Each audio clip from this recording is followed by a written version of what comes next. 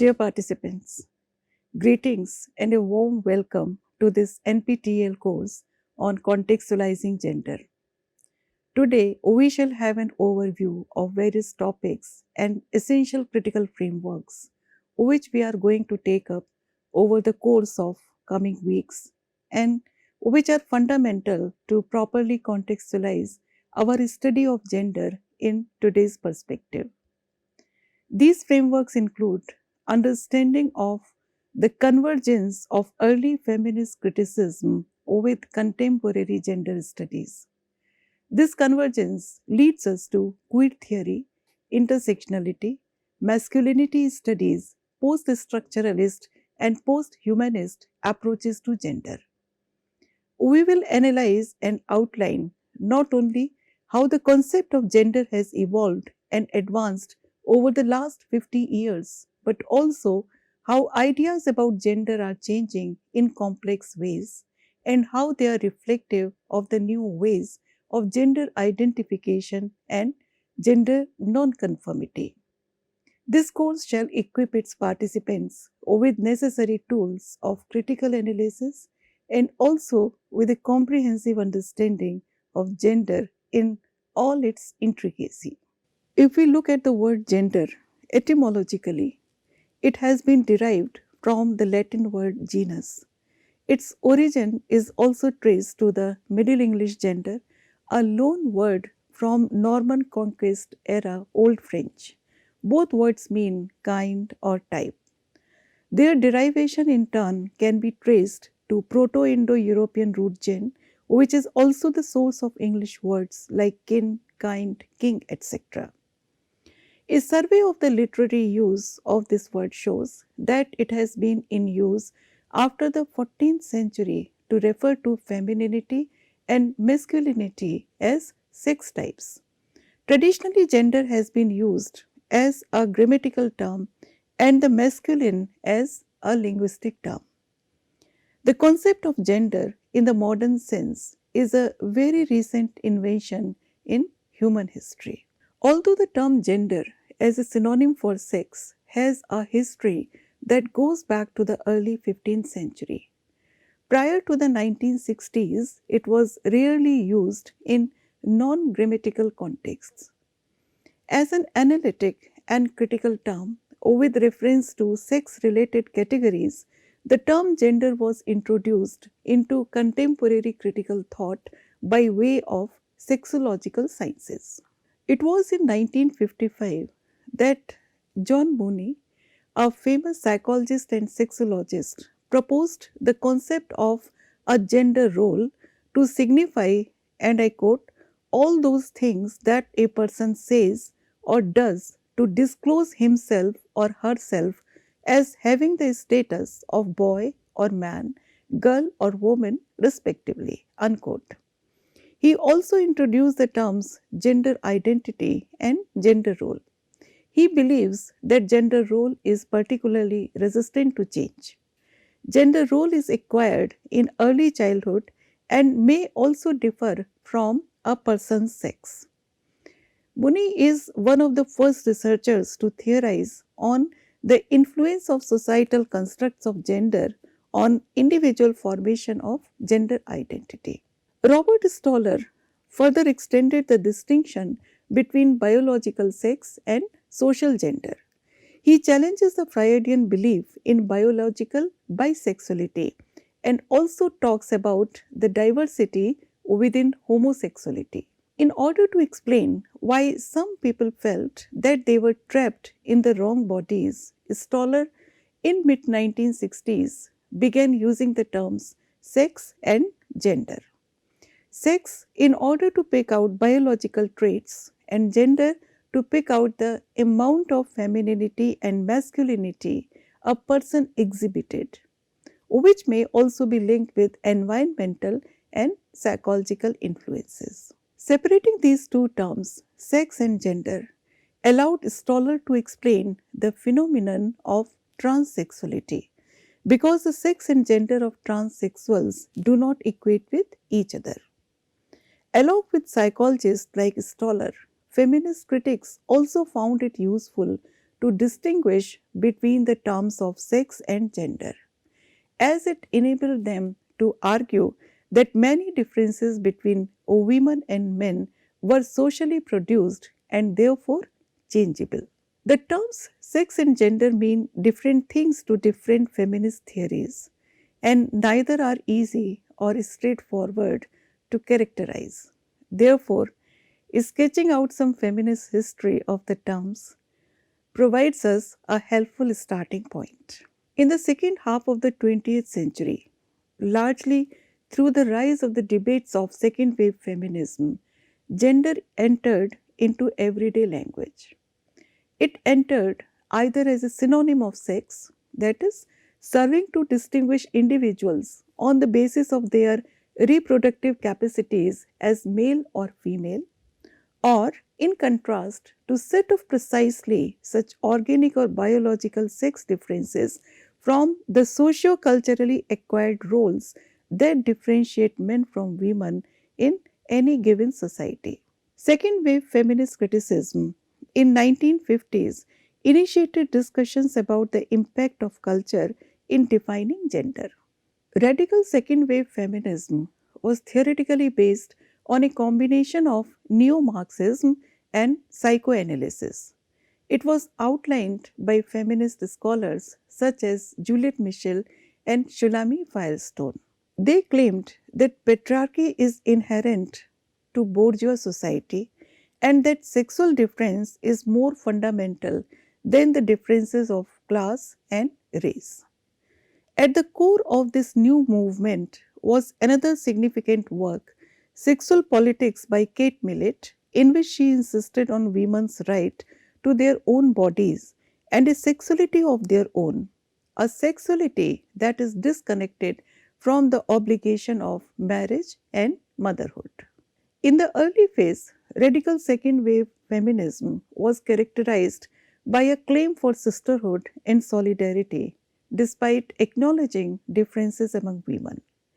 There was a simultaneous investment in slogans like women's struggle is class struggle and the personal is political, directing the feminist agenda to combine social, sexual, and personal struggles and to see them as inextricably linked. Post feminist critics like Butler, Nancy Chaudreau, and Teresa de Lauretis critically assessed exciting perceptions on feminism, gender, and sexual categories.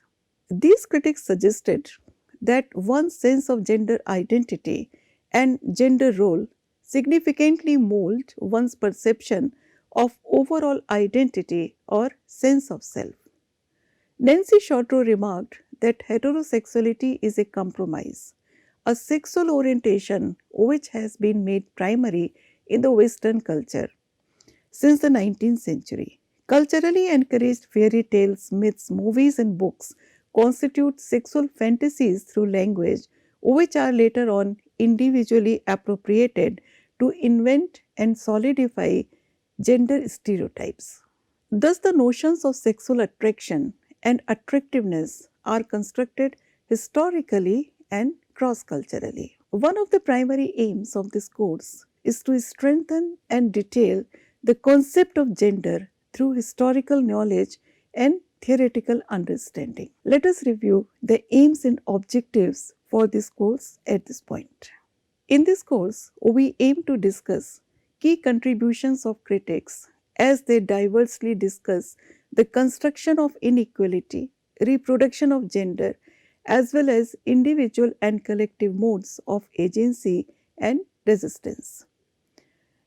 To challenge patriarchal power and analyze the complexities of gendered subjectivities, to define, redefine, and expand the concept of gender to include sexual minorities like lesbian, gay, bisexual, and transgender individuals.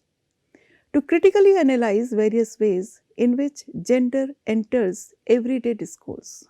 Human history is as much about resisting, changing, and denying ascriptions of gender as it is about reinforcing, legitimizing, and normalizing gendered practices. To meet the challenges posed by gender conception today, we need to decode the social norms which establish the terms of gender and condition the experiences of lived gender that define people's lives. Some of the ways in which we shall analyze gender in this course are to look at critical response to interaction between gender and lived experiences of people belonging to different race, culture, and sexual orientation. Gender as a significant yet continually changing marker of social identity. The conception of gender and its manifestation in the humdrum of lives and practices. To know how bodies are shaped and categorized by gender and intersecting factors of class, race, and sexuality. Gendered negotiation of identity and power between conventional sex gender binaries and familiarization with the history of debates on and about sex, sexuality, and different human experiences. Also, to discuss 21st versus the 20th century understanding of gender. Also, intersections of gender with cyborgs, special cyber concerns, artificial intelligence, post woman, and the futures of gender in these contexts. Along with this, we will examine how the social construction of gender is effectively challenged through various modes of cultural representations, including essays, novels, movies, and OTT contents, amongst others. Most people ordinarily seem to think that sex and gender are coextensive, that women are human females and men are human males. This is commonly determined by biological features, that is, chromosomes, sex organs, hormones, etc. Gender denotes women and men depending on social factors, social role, position, behavior, or identity. The main feminist motivation for making this distinction was to counter biological determinism or the view that biology is destiny. Biological determinism, or the Freudian phrase that anatomy is destiny, refers to the idea that men and women's respective social positions are encoded and determined by their sexual differences. For example, biological determination may be used to argue that women are genetically predisposed towards nurturing behavior, whereas men have an inclination towards adventure and violence. Or to say that women are better in languages and men are better in mathematics. Early feminist scholars used gender to reject biological determinism by presenting evidence of the historically and culturally varied ways in which femininity and masculinity were expressed and understood. The introduction of the term gender in 1970s European and North American feminism served to liberate women from their marginalized and oppressed position in society and to expose the idea of natural gender as a male biased ruse that served to continue women's subordination because of their reproductive capacities. Simone de Beauvoir's famous dictum, "One is not born, but rather becomes a woman," proclaims that behavioral and psychological differences have social rather than biological causes. Gender could be employed as an emancipatory tool that would ultimately allow women access to positions of power in society that had hitherto been denied to them. If gender is a social and not a natural phenomenon, there is no intrinsic reason why women should be confined to the margins of culture on the grounds of their biological difference from men. Sex consists of two types of human beings. The two sex model of sexual difference, the distinction between females and males, is a natural fact of life. Biologically, individual bodies normally have a defined sex. Identities develop as either of these two sexes. A distinction can be made between sex which is biological and gender, which is cultural. So we can say that sex is biologically given and universal, whereas gender is historically and culturally variable. According to these interpretations, all humans are either male or female, their sex is fixed. But cultures interpret sexed bodies differently and project different norms on their bodies, thereby creating feminine and masculine persons. However, there are certain problems with this distinction. People can be born with a mixture of sex characteristics. Trans studies have also been important in problematizing the gender binary system. Butler critiques the sex gender distinction with her normativity argument. She argues that unitary gender notions fail to take differences amongst women into account, thus failing to recognize the multiplicity of cultural, social, and political intersections in which the concrete array of women are constructed. In their attempt to fix feminism's subject matter, feminists unwittingly define the term woman in a way that implies there is some correct way to be gendered as a woman. In their attempt to challenge biologically deterministic ways of defining what it means to be a woman, feminists inadvertently created new socially constructed accounts of supposedly shared femininity. Butler's claim is that such false gender realist accounts are normative. Gender differentiation, therefore, is not a neutral process. It involves the attribution of differences in terms of value and power attached to growing up as a girl or as a boy. Post feminist or third wave critics, particularly Butler, Lucy Irigaray, Helen Sixu, Nancy Chaudreau, and Julia Kristeva, critically assessed existing perceptions on gender, gender roles, sex, and sexual categories. They insisted on the interactional processes involved in the creation of a gendered person in society.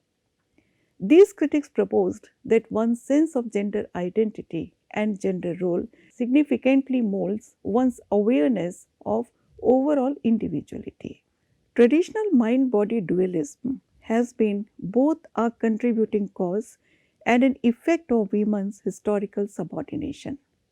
The third wave opposed the concept of a universal and neutral human nature as it sets masculine values as a standard and thus promotes a gendered social hierarchy. Universalizing the masculine implies setting it as a norm, which results in the subordination of women and also of transgender. Feminist concern has shown how women's association with the body has been presented in a negative light. Hence, the assertion of the body in the writings of Siksu, Iregere, and Kristeva in their different ways had a startling effect and met with a mixed reception from feminists as well as non feminists. Siksu attempts to discover a writing which is fluid and beyond the binary system of logic, thereby attempting to problematize gendered hierarchies. She argued that significations of gender and power construct each other and that hierarchical structures rely on gendered understanding of relationships and are considered natural in a patriarchal setup. Siksu's essay, The Laugh of the Medusa, which was published in 1976, drew critical attention to her work. She had also coined the phrase "écriture feminine" or women's writing in this essay. Her concept of écriture feminine serves as a disruptive and deconstructive force, shaking the security and stability of the phallogocentric symbolic order and therefore allowing more play in gender writing and sexuality for all language using subjects. Similarly, Irigere posits a woman's writing which evades male monopoly and risk of appropriation into the existing system. It draws upon the diversity, fluidity, and multiple possibilities inherent in the structure and functions of female sexual experiences. Julia Kristeva introduces the semiotic language that can break out in a revolutionary way to disrupt the authoritarian subject. Thus, the term writing the body is most strongly associated with the 1980s Anglophone reception of Sixu, Irigere, and Kristeva. We note that the feminist critics of this era have put theories of feminine difference as a value and rejected the male symbolic order. They oppose the concept of a universal and neutral human nature as it sets masculine values as a standard, thus promoting a gendered social hierarchy. More extensive inquiries into the masculine domination led to the academic scholarship identifying different modes of masculinity and hierarchies within it. This introduced the field of masculinity studies, led by critics such as Cornell and Michel Kimmel. Modern interdisciplinary study of men and masculinities originated with the men's liberation movement of the 1970s, following women's liberation, second wave feminism, and women's and gender studies formation.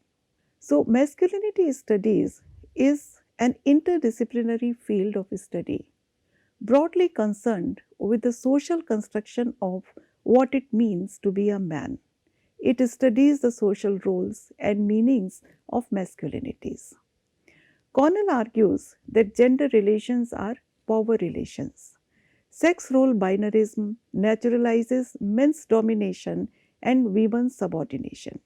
It also obscures gender inequality and stigmatizes people who do not identify strictly as male or female. Kimmel takes us further to discuss toxic masculinity as a reflection of male enacted cultural norms that are harmful to men and society because they encourage negative behaviors related to dominance, aggression, and sexuality. Exploration of similarities and differences between and across masculinities in different parts of the globe led us gradually to studies in post colonial masculinities. We will look at the field of men and masculinity studies in detail in coming weeks. The post feminist critics also initiated discussions to include the studies of queer and transgender individuals, which eventually led to the formation of queer studies as a discipline. Since the 1990s, a different understanding of sex and its relationship to gender has emerged. The distinction between sex and gender has been challenged by new arguments which claim that sex is just as much a social construction as gender. Rather than thinking about sex and gender as separate from each other, gender has increasingly been used to refer to any social construction having to do with the male female binary, including male and female bodies. This has led to debates about whether it is useful anymore to differentiate between sex and gender. For example, both Christine Dilfy and Judith Butler have argued that body is not free from social interpretation but is itself a socially constructed phenomenon. In other words, these critics think that there is no gender without a reproduction of social norms. So, it is through understandings of gender that we interpret and establish meanings for bodily differences that are termed as sexual differences. In this model, sex is not something that one has or a description of what someone is. Without the concept of gender, we cannot make sense of bodies as differently sexed. It is gender that provides the categories of meanings for us to interpret how a body appears to us as sexed. In other words, gender creates sex rather than the other way around. In the 1990s, new conceptualization of gender associated with postmodernism and the rise of queer theory emerged shifting the emphasis away from definitions of gender as fixed, coherent, and stable towards seeing gender categories as plural, provisional, and situated. Postmodern models of power demanded a more complex account of gender as hierarchy. In this context, Foucault's account of power moved away from the old idea of power as something wielded by social institutions and particular groups in society, claiming that power is everywhere. It is diffused rather than concentrated and is enacted through discourses. The third wave feminists followed a similar understanding of power and discourse in their conception of gender. For the third wave feminists, gender is not only about difference but also about power. It is imposed by force, hidden as a biological or mythic or cultural argument, and is promoted by media and popular culture. Reading with gender on the agenda involves not only the writer but also the reader in an active process of imagination and interpretation. It allows the readers to the need to look beyond the limiting gendered possibilities of textual decoding, encouraging them to look beyond prescriptive critical norms. The new conceptualizations of gendered power relations were also connected with the partial shift in feminist thinking in the 1980s, away from a primary focus on divisions between women and men to theorizing differences among women. In particular, differences of class, race, ethnicity, and sexuality, and associated with this, the problematization of the category of woman.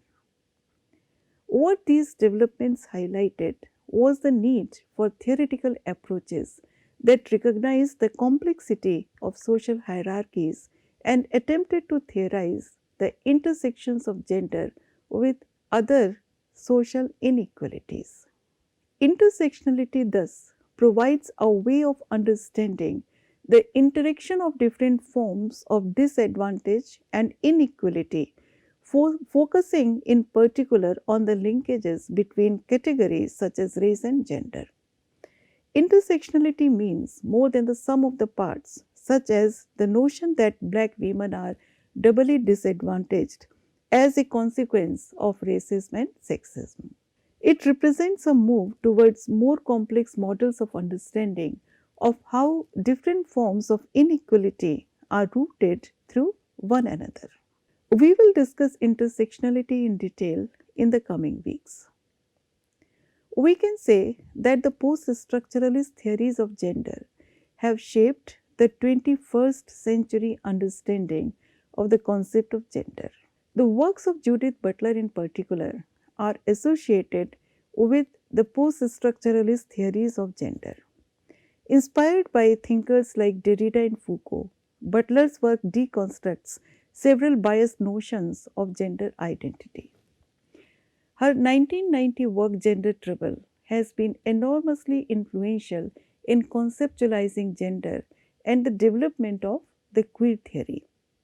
Butler proposes a new understanding of gender performativity in this work, questions the usefulness of the conventional sex gender binary, and suggests heterosexuality as an effect of gender. We will discuss Butler's theories in detail in the coming modules. However, in the next slide, we will play a video which is a very recent interview of Judith Butler. Butler explains the importance of understanding gender recognition and acceptance. We talk about ourselves having a gender identity, but it may be that our gender is actually produced through time, through a set of practices, repeated and sometimes repeated with a difference, that we shouldn't really think that gender is something that is internal to us from the start. It's something that gets negotiated in our cultural and historical worlds, and it gets negotiated and changed through time, which is why you can have an idea of what it is to be a woman in the 1950s in London, which, contrasts with what it means to be a woman in 2012 or 2020. Gender categories change through time. And indeed, feminism was always committed to the idea that we should be rethinking what we mean by masculine and feminine and men and women. Like, do we know what it is to be a man? Do we know what it is to be a woman? And why is it that certain activities make us feel like, uh-oh, we're not a woman anymore if we do that, or we're not a man anymore, or I'll become a man if I do that, or I'll become a woman if I'll do that. And I think people do sometimes live with that anxiety unless they've sort of really worked it through. Person who is burdened with a name that doesn't fit, burdened with a sex assignment that doesn't fit. You are forced to live with that assignment. You are effacing and denying something absolutely fundamental about who you are. It stops your ability very often to eat, to breathe, to move, to live, to love, to inhabit the world, and to call upon the world to recognize you as you are, your social and existential reality. It's not a mere feeling. It is indispensable for one's life. It's not a luxury. It is a way of living. It is a way of loving. It's a way of flourishing, and it's a way of affirming oneself in the world. Butler notes that gender norms influence and constrain how we act and how we allow ourselves to be seen and known. Butler argues that gender is produced through time, through a set of practices which are repeated, and it is not something that is internal to humans from their birth. Gender is negotiated in cultural and historical worlds and can also evolve over time, which is why the meaning of a category of gender will not remain static in all historical periods. Therefore, there is a persistent need to rethink what do we mean by masculine and feminine and men and women. Without these important questions, it can leave people and their identification with their own selves in a troubled and confused state. Because a forced gender assignment stops one's ability to live freely in the world and to call upon the world to recognize you as you are. Until the emergence of queer theory in the 1990s, the assumption that gender and sexuality need to be examined together remained relatively unchallenged.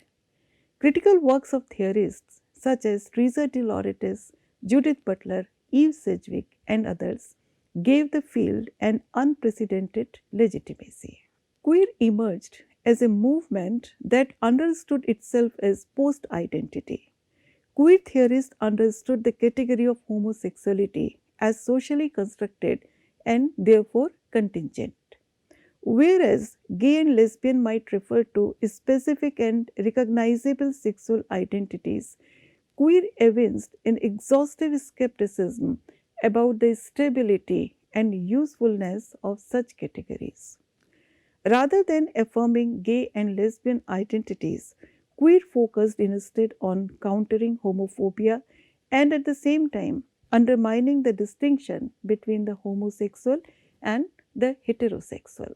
This approach was not aimed at promoting the assimilation and acceptance of sexual minorities, but rather at examining the processes by which the norm and margin were created.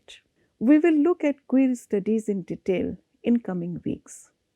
An understanding of the body as technologically constituted was one of the key discursive shifts in both postmodern and feminist theories in the late 1980s. It is further intensified and extended in the 21st century, incorporating intersections with cyberspace, biotechnology, cyborg, and artificial intelligence. The figure of the cyborg, that combination of the human and the technological, has become a symbol of the relationship between the body and technology. Rosie Braidotti argues that the cyborg challenges the androcentrism of the post structuralist corporeal materialism.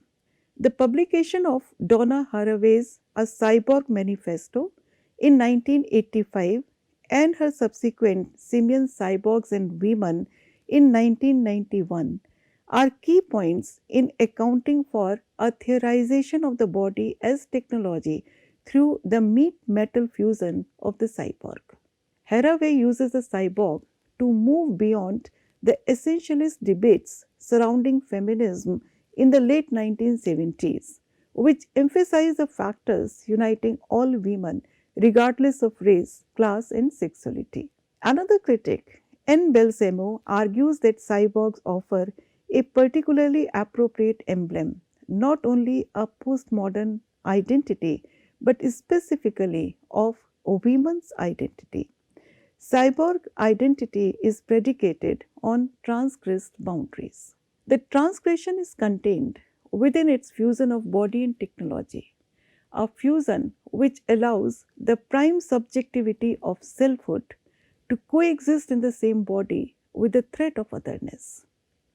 We will explore these philosophers and their understanding of the post body in detail in the later part of this course. The quick review of early theoretical approaches to gender shows that they have problematized the gender binary system. Post structural theories understand gender as fluid and plural. A number of approaches have been identified, expanding gender categories to include the LGBTQI communities. Gender pluralism is conceptualized as an intersecting range along a continuum that includes dissimilar prospects. The course will also take up concepts of gender blurring, gender non-conforming, and non-gendered identities. In the next module, we will see how the discipline of contemporary gender studies emerged from early feminist thought. This will help us trace the foundations of gender studies as a discipline today. A detailed outline of individual topics is also posted on the site. I expect this course to be essentially interactive.